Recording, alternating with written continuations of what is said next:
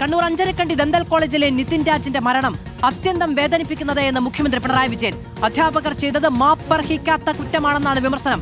Rohit Vemula act നടപ്പിലാക്കാൻ കേന്ദ്രം ഇനിയെങ്കിലും തയ്യാറാകണമെന്നും മുഖ്യമന്ത്രി. വിദ്യാർത്ഥികൾ ഗുരുതരമായ വെളിപ്പെടുത്തലുകൾ ആവർത്തിക്കുമ്പോഴും കേസിൽ പ്രതിചേർത്ത അധ്യാപകൻ റാമിനെ കണ്ടെത്താൻ പോലീസിന് സാധിച്ചിട്ടില്ല. അധ്യാപിക സംഗീതയും ഒളിവിലാണ്. പ്രിൻസിപ്പലിന്റെ മൊഴി അന്വേഷണ സംഘം രേഖപ്പെടുത്തി. ലോൺ ആപ്പുമായി ബന്ധപ്പെട്ടിട്ടായിരിക്കാം നിതിൻ ജീവനൊടുക്കിയത് എന്നാണ് പ്രിൻസിപ്പലിന്റെ പ്രതികരണം.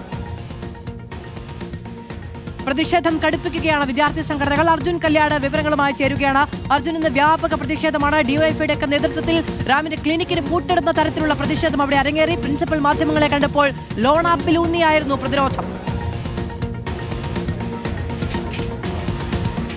അത് തീർച്ചയായിട്ടും പ്രിൻസിപ്പൽ ആ തരത്തിലുള്ള ന്യായീകരണം തന്നെയാണ് നടത്തിയിരുന്നത്. അതായത് ലോൺ ആപ്പുമായി ബന്ധപ്പെട്ടുകൊണ്ടുള്ള പ്രശ്നങ്ങൾ പരാതിയായി തന്നെ ഈ അധ്യാപിക അറിയിച്ചിരുന്നു എന്നുള്ള കാര്യം പ്രിൻസിപ്പൽ പറയുന്നുണ്ട്. അതോടൊപ്പം തന്നെ നിതിനെ ഈ പറയുന്ന സംഭവം നടക്കുന്നതിന്, അതായത് നിതിൻ മരണപ്പെടുന്നതിൻ്റെ തൊട്ട് മുൻപായി തന്നെ ചേംബറിലേക്ക് വിളിച്ചിരുന്നു എന്നുള്ള കാര്യവും ആ സമയത്ത് ഇതുമായി ബന്ധപ്പെട്ടുള്ള കാര്യങ്ങൾ അധ്യാപിക ചോദിച്ചിരുന്നു. ആ സമയത്ത് ഈ പറയുന്ന ആരോപണ വിധേയനായിട്ടുള്ള പ്രധാനപ്പെട്ടും മറ്റ് വിദ്യാർത്ഥികളെല്ലാം തന്നെ പറയുന്ന റാം എന്ന് പറയുന്ന അധ്യാപകൻ അവിടെ ഉണ്ടായിരുന്നില്ല. അനാട്ടമി വിഭാഗത്തിലെ മറ്റൊരു അധ്യാപികയും ഈ പറയുന്ന ലോൺ ആപ്പുമായി ബന്ധപ്പെട്ടുകൊണ്ട് പറയുന്ന ലത എന്ന് പറയുന്ന അധ്യാപികയും പ്രിൻസിപ്പളും നിതിനും മാത്രമായിരുന്നു ആ ചേംബറിൽ ഉണ്ടായിരുന്നത് എന്നുള്ളതാണ് ഈ പ്രിൻസിപ്പൽ വ്യക്തമാക്കുന്നത്. അതോടൊപ്പം തന്നെ പ്രധാനമായും ലോൺ ആപ്പുമായി ബന്ധപ്പെട്ടുകൊണ്ടുള്ള പരാതി തന്നെയാണ് ഈ പ്രിൻസിപ്പൽ ഇന്നത്തെ പ്രതികരണത്തിലും എടുത്ത് പറഞ്ഞിരുന്നത്.